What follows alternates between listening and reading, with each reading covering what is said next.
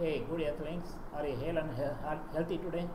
It is Professor Suresh, altruistically excited to be back for my 47th video in pipeline for publication on YouTube today, 19th of July 2020, Sunday. Topic for discussion today is religious fanaticism and allied violence, extremism and terrorism. Religion is a strong belief in a supernatural power or powers that control human destiny, an institution to express belief in divine power. These believe in so-called divine commands which were practiced traditionally or conventionally and enacted as laws subsequently. Nobody has ever seen God or devil, Satan. If somebody says that they had seen God or Satan, it's an absolute white lie. The good character, also known as virtues, in us are God's effect, and bad character, also known as vices, VACES, or Satan's effect. Virtues are seldom, but vices are most predominant in all human beings, especially in 21st century, so-called space age. Religion is a social cultural system of designated behaviors and practices, morals, worldviews, texts, sanctified places, prophecies, ethics, or organizations that relates humanity to supernatural, transcendental, or spiritual elements. However, there is no scholarly consensus over what precisely constitutes a religion. Religious practices may include rituals, sermons, commemoration or veneration of deities and or saints, sacrifices, festivals, feasts, trances, initiations, funerary services, matrimonial services, meditation, prayer, music, art, dance, public service, or other aspects of human culture. Religions have sacred histories and narratives which may be preserved as sacred scriptures and symbols and holy place, which aim mostly to give a meaning to life. Religions may contain symbolic stories which are sometimes said by followers to be true, that have the side purpose of explaining the origin of life, the universe and other things. Traditionally, faith, in addition to reason, has been considered a source of religious beliefs. There are an estimated 10,000 distinct religions worldwide. If we consider the subsects, it will be much more than that.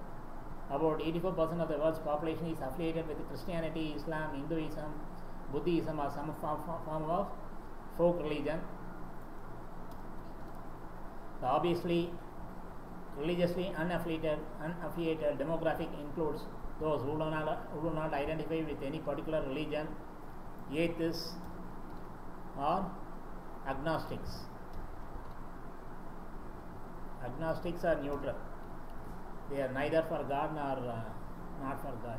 While the religiously unaffiliated are grown globally, many of the religiously unaffiliated still have various religious beliefs. Fanaticism, from the Latin adverb fren, which means enthusiastic, ecstatic, raging, fanatical, or furious, is a belief or behavior involving uncritical zeal or with an obsessive enthusiasm. Philosopher George Santayana defines fanaticism as redoubling your effort when you have forgotten your aim. The fanatic displays very strict standards and little tolerance for contrary ideas or opinion. Tony Letzer has defined the term fanaticism as a pursuit or defense of something in an extreme and passionate way that goes beyond normality. Religious fanaticism is defined by blind faith, the persecution of dissent, and the absence of reality. The behavior of a fan with overwhelming enthusiasm for a given subject is differentiated from the behavior of a fanatic by the fanatic's violation of prevailing social norms. Though the fan's behavior may be judged as odd or eccentric, it does not violate such norms. A fanatic differs from a crank in that a crank is defined as a person who holds a position or opinion which is so far from the norm as to appear ludicrous and are probably wrong, insane, such as a belief in flat earth. That is what people believed those days. Galileo was the first person to say that the earth is round, and he lost his life. He was stoned to death by fanatic Christians because as per the religion, I think in Bible it says somewhere that the earth is flat. In contrast, the subject of the fanatic's obsession may be normal, such as an interest in a religion or politics,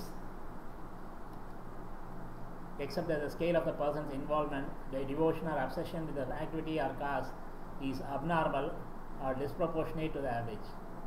Religious fanaticism is uncritical zeal or with an obsessive enthusiasm related to one's own or one's group's devotion is to a religion, a form of human fanaticism which could otherwise be expressed in one's other involvements and participation, including employment, role, and partisan affinities. Ever since Christianity was established, some of those in authority have sought to expand and control the church, often through the fanatical use of force. Extremism within Islam goes back to the 7th century to the Kharijites.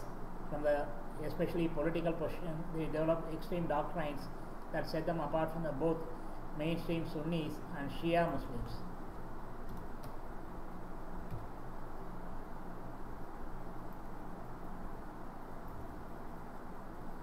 The Kharijites were particularly noted for adopting a radical approach to takfir, whereby they declared other Muslims to be unbelievers and therefore deemed them worthy of death. Religious violence is a term that covers phenomena where religion is either the subject or the object of violent behavior.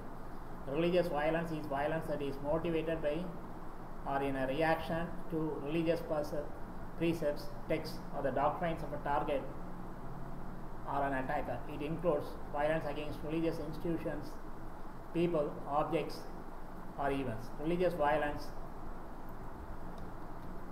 does not exclusively refer to acts which are committed by religious groups. Instead, it includes acts which are committed against religious groups. Violence is a very broad concept that is difficult to define since it is used on both human and non-human objects. Furthermore, the term can denote a wide variety of experiences such as bloodshedding, physical harm, forcing against personal freedom, passionate contact or knowledge, language, or emotions such as fury and passion. Religion is a complex and problematic modern Western concept, though there is no scholarly consensus over what a religion is. In general, religion is conceived today as an abstraction which entails beliefs, doctrines, and sacred places. The link between religious belief and behavior is problematic. Decades of anthropological, sociological, and psychological research has shown that the assumption that behaviors follow directly from religious beliefs and values is false, because people's religious ideas are fragmented, loosely connected, and context dependent, just like in all other domains of culture and life. In general, religions, ethical systems, and societies rarely promote violence as an end in itself, since violence is universally undesirable. At the same time, there is a universal tension between the general desire to avoid violence and the acceptance of justifiable uses of violence to prevent a greater evil that permeates all cultures. Religious violence, like all violence, is a cultural process that is context dependent and very complex. Oversimplifications of religion and violence often lead to misguided understandings of causes for why so many people commit acts of violence and why most people do not commit such acts in the first place. Violence is perpetrated for a wide variety of ideological reasons, and religion is generally only one of the many contributing social and political factors that can lead to unrest.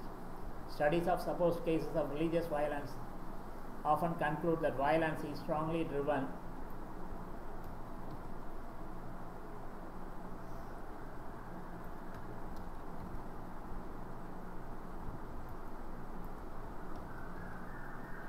by ethnic animosities rather than by religious worldviews.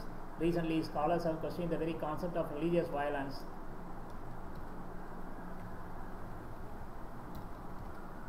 and the extent to which religious, political, economic, or ethnic aspects of a conflict are even meaningful. Some observe that the very concept of religion is a modern invention and not something that is historical or universal across cultures, which makes religious violence a modern myth, since all cases of violence include social, political and economic dimensions. There is no consensus on definitions of religion and no way to isolate religion from the rest of the more likely motivational dimensions. It is incorrect to label any violent act as religious. Numerous cases of supposed acts of religious violence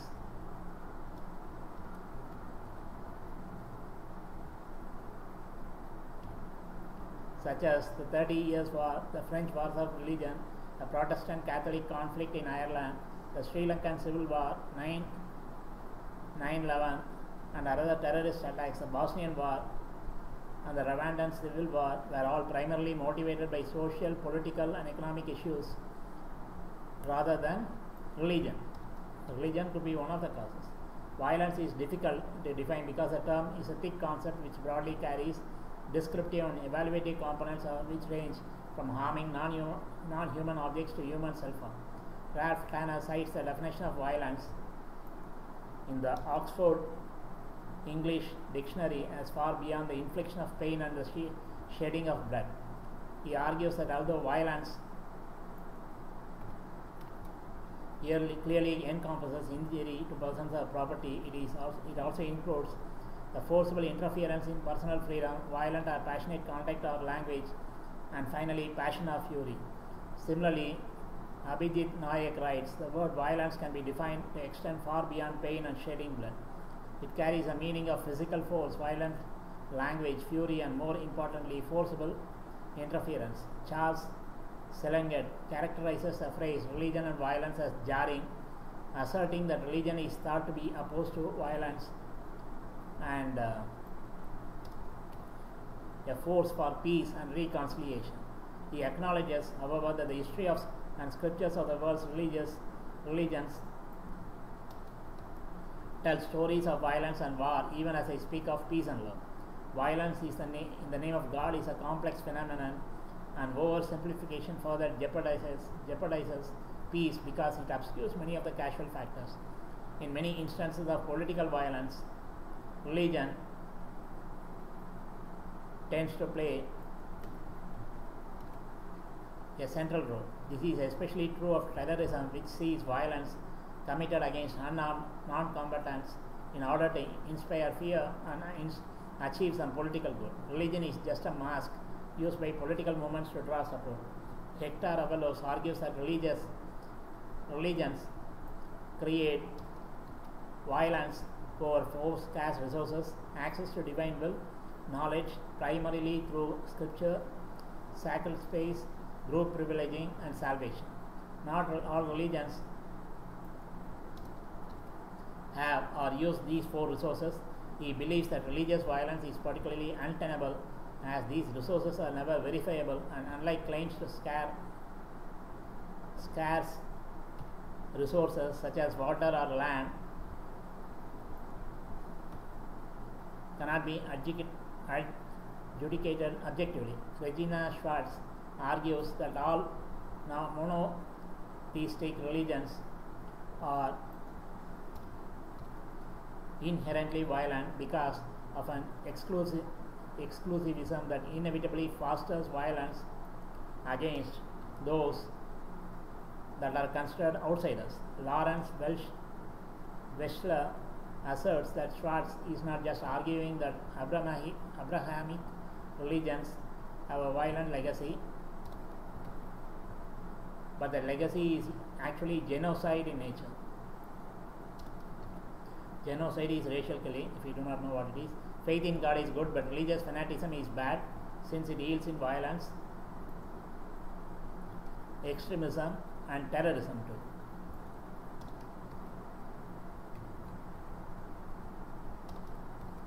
Fanaticism is a disease like alcoholism. Primary causes of religious fanaticism are unwavering conviction about the absolute rightness of one's understanding, seeking to impose one's convictions on others, self-sacrificial devotion to the goal. Devotion itself is more important than the object of the devotion. Dualistic worldview. Criticism of religion involves criticism of the validity, concept or ideas of religion. Every exclusive religion on earth,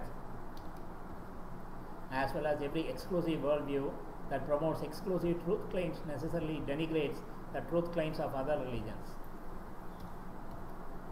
Thus, some criticisms of religion become criticisms of one or more aspects of specific religious tradition.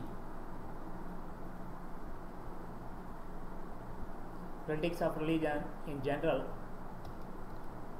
may portray religion as one or more of outdated, harmful to the individual, harmful to society, an impediment to the progress of science, a source of immoral acts or customs, a political tool for social control. Fanaticism is a universal phenomenon that can manifest itself in almost every sphere of human activity. The tendency to regard as fanatics those whose beliefs and practices differ should not discourage us from using this term. Suicide terrorists and other supporters can think their motives highly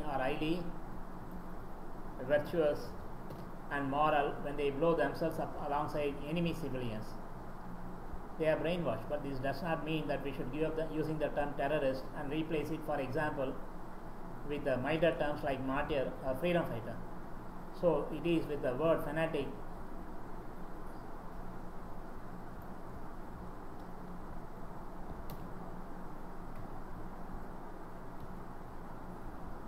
the term terrorist has certain specific meanings, and in a similar way we can point out at least some hallmarks that differentiate fanaticism from, for example, the normal enthusiasm that can preoccupy anyone when they engage in a hobby or some other compelling activity. The term fanaticism has sometimes been used in a too broad a sense in common usage and even in scientific literature, so it has become a label even for activities that could be defined more adequately by other terms.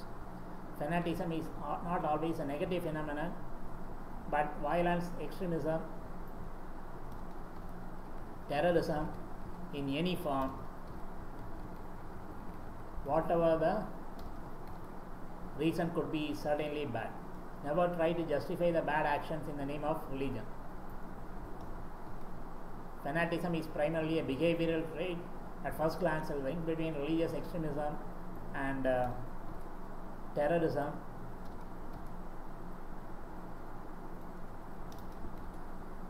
seems obvious. Religious extremists are willing to murder because they embrace theologies that sanction violence in the service of God. They have no sympathy for their victims because they view those victims or enemies as enemies of God, and they readily sacrifice their own lives because they expect huge and immediate afterlife rewards in return from martyrdom.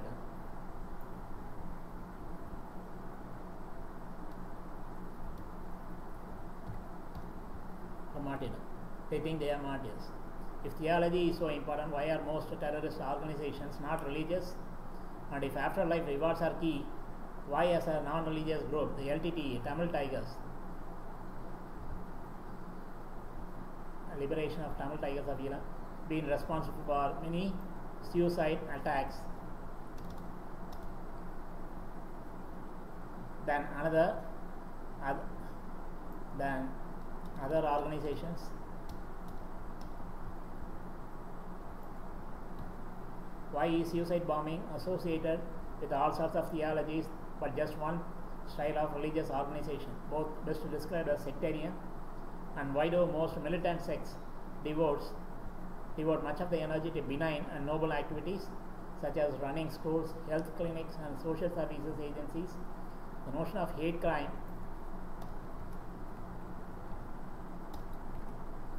has a longer history in the United States than in other Western democracies, as defined today by the Federal Bureau of Investigation, shortly FBI.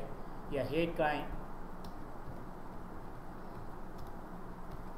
is a criminal offense committed against a person, property or society which is motivated in whole or in part by the offender's bias against a given race, religion, disability, sexual orientation or ethnicity or national origin. Directed against individuals and groups alike, hate crimes include a wide variety of criminal behavior, discrimination, intimidation, harassment, vandalism, assault and murder, vastly different in the severity and in their impact on the broader community. Not only do they share a common foundation in hatred and bigotry, but they also tend to be more violent than other crimes. 74% result in physical injury as opposed to 29% of non-hate crimes. The term hate crime first appeared in the late 1980s as a way of qualifying racial incident in the Harvard Beach station of New York City, in which a black man was killed while attempting to evade a violent mob of white teenagers shouting racial epithets. Hate crimes are also known by other names. The most commonly employed of such terms is bias crime, perhaps because it accurately emphasizes that such offences often arise out of prejudice towards an individual or group of individuals.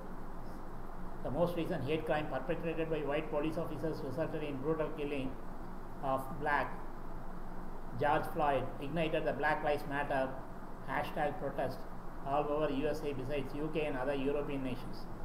Religious violence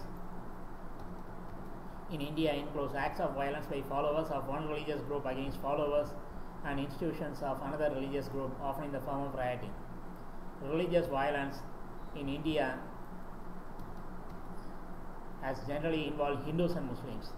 Despite the secular and religious intolerant Constitution of India, broad religious representation in various aspects of society, including the government, the active role played by autonomous bodies such as National Human Rights Commission of India and National Commission for Minorities, and the ground level work being done by non-governmental organizations, sporadic and sometimes serious acts of religious violence tend to occur.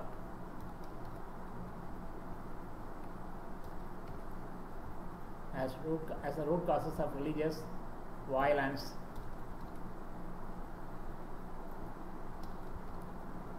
often run deep in history, religious activities and politics of India. Along the domestic organizations, it's the politicians that add more fuel to the fire really for vote bank politics. Along with the domestic organizations, international human rights organizations such as Amnesty International and Human Rights Watch publish reports on acts of religious violence in India.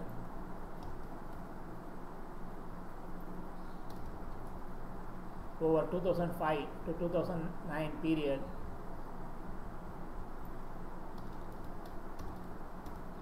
an average of 130 people died every year from communal violence, or about 0.01 deaths per 1 million population. The state of Maharashtra reported the highest total number of religious violence related fatalities over that 5-year period, while Madhya Pradesh expressed the highest fatality rate per year per 1 million population between 2005 and 2009. Over 2012, a total of 97 people died across India from various riots related to, it's a very low figure really, related to religious violence. The US Commission on International Religious Freedom classified India as tier 2 in persecuting religious minorities, the same as that of Iraq and Egypt. In a 2018 report, USCIRF charged Hindu nationalist groups of the campaign to saffronize India through violence, intimidation and harassment against non-Hindus, Dalits, untouchable and outcasts, and Adivasis, indigenous tribes and nomads. Approximately 1/3 of state governments enforced anti-conversion or anti-cow slaughter laws against non-Hindus, and mobs engaged in violence against Muslims or Dalits whose families have been engaged in the dairy, leather or beef trades for generations, against Christians for proselytizing.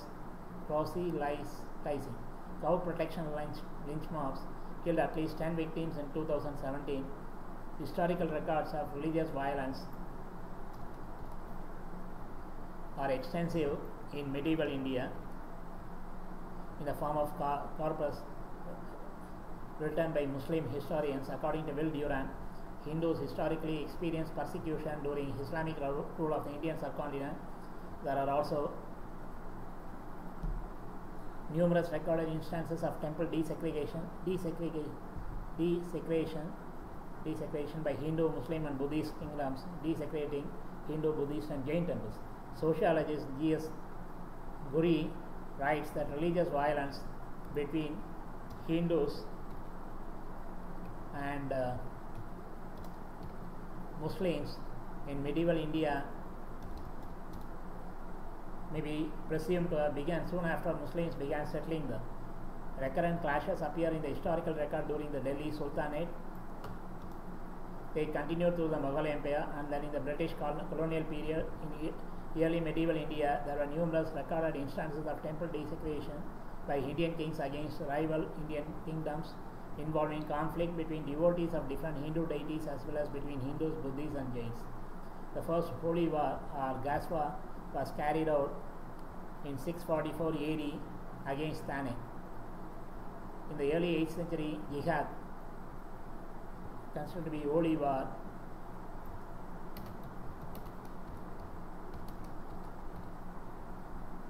was declared on Sindh by the Arab Caliphate. Also during this time, Muslim armies attacked Hindu and Buddhist kingdoms in the northwest parts of the Indian subcontinent, now modern Pakistan, and parts of the Indian states of Gujarat, Rajasthan and Punjab. Muhammad bin Qasim and his army assaulted numerous towns, plundered them for wealth, enslaved Buddhists and Hindus, and destroyed temples and monasteries. In some cases, they built mosques and minarets over the remains of the original temples, such as at Debar, and later in towns of Nehru and Sadhusa, Shevan. All those who bore arms were executed and their wives and children enslaved. 1/5 of the booty and slaves were dispatched back as a khums tax to Hajjaj bin Yusuf and the Caliph. Other people, however, were granted safe conduct or aman and allowed to continue as before. Custodians of temples were also enslaved. These are just some historic examples based on facts. Religious terrorism is a type of religious violence where terrorism is used as a tactic to achieve religious goals or which are influenced by religious identity. In the modern age, after the decline of ideas such as the divine right of kings and with the rise of nationalism, terrorism has more often been used on anarchism and revolutionary politics. Since 1980, however, there has been an increase in terrorist activity motivated by religion. Former United States Secretary of State Warren Christopher has said that terrorist acts in the name of religion and ethnic identity have become one of the most important security challenges we face in the wake of the Cold War. However, the political scientists Robert Pape and Terry Nardin, the social psychologist M. Brooke Rogers and colleagues, the sociologist and religious studies scholar Mark Jugersens-Meyer have all argued that religion should only be considered one incidental factor and that such terrorism is primarily geopolitical. According to Jugersens-Meyer, religion and violence have had a symbiotic relationship since before the Crusades and even since before the Bible. He defines religious terrorism as consisting of acts that terrify, the definition of which is provided by the witnesses, the ones terrified, and not by the party committing the act, accompanied by either a religious motivation, justification, organization, or worldview. Religion is sometimes used in combination with other factors and sometimes as a primary motivation. Bruce Hoffman has characterized modern religious terrorism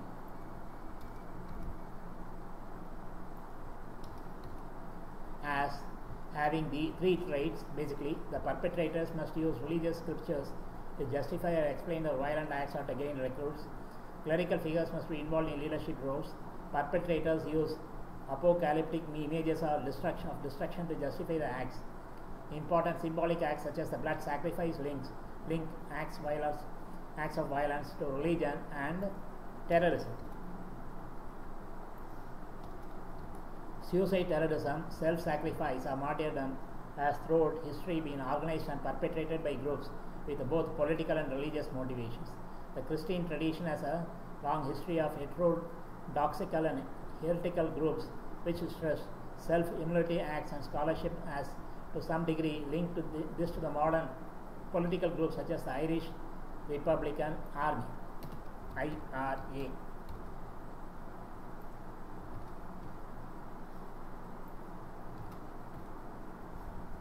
Shortly, IRA.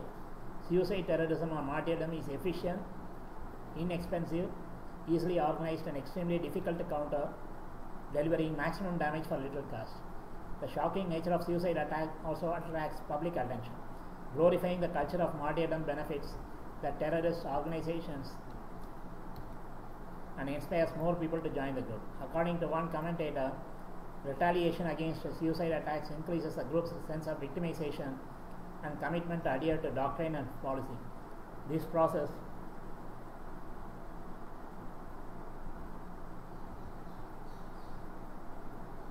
serves to encourage martyrdom, and so suicide terrorism, self-sacrifice and martyrdom represent value for money. Robert Pape, a political scientist who specializes in suicide terrorism,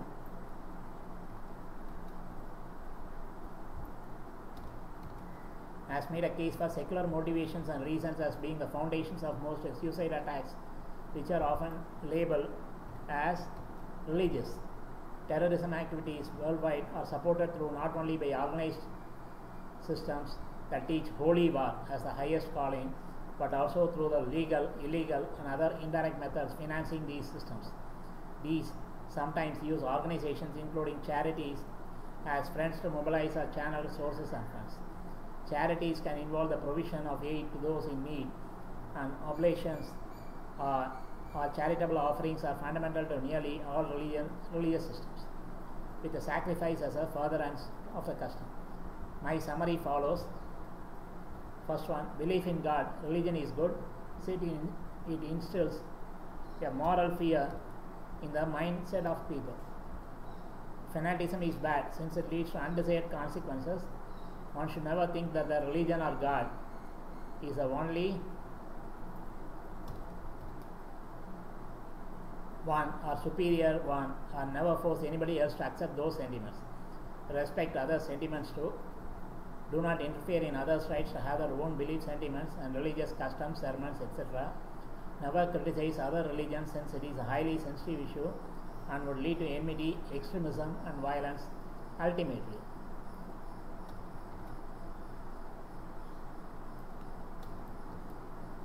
To curtail religious enmity, clashes, it's a good idea to demarcate the world areas, religions, so that people stay away from each other, like social distancing. No, this is religious distancing. All religions preach the basic concept that one has to live in harmony with other human beings besides sentient species and nature. Exploitation in the name of religion is a crime, a punishable offense. Religious sermons should be conducted in a local language that people do understand very well, since it is a mother tongue, not in Sanskrit, Hebrew, Urdu, Hindi, etc. So-called priests use other languages for their own comfort and curse the people who are paid money for sermon. If you understand the meaning. The meaning of some of the Hindu prayers, religious songs is obscene, vulgar. God never said or has given absolute rights to conduct prayers in Hindu temples to one and only a particular caste, especially Brahmins. Forced conversion from one religion to another is sheer exploitation. This happened in post-India, post-tsunami in 2004. Hindus and Muslims were converted as Christians through brainwashing and offering little assistance to those in suffering. Never concoct stories of gods depicting them as bad, evil, naughty, cheats. One of the Hindu gods, Krishna, supposed to be an avatar of Lord Vishnu, the protector, is portrayed as a cheat, cunning right from childhood. He used to steal butter from others' houses, steal other young girls' clothes while they are having bath in streams, rivers in full monty, and forcing them to begging for return of the clothes, murdering a whole family of Kauravas who happened to be cousins of Pandavas, and killing Acharyas, Drona and Bhishma, who are considered to be immortal, besides killing another immortal character, Karna, the elder of the Pandavas, by his own blood brother Arjuna, that too when he is unarmed during the Kurukshetra war. Some of the statements views expressed are solely mine based on limited knowledge gained over 6 decades.